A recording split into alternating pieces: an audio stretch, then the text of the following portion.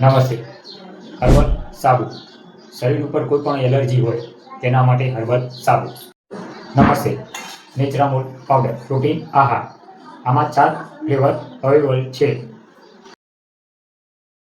નમસ્તે. ફિટવેટ પાવડર પશુ આહાર આયુર્વેદિક. પશુને કોઈ બી પ્રોબ્લેમ હોય તેના માટે છે.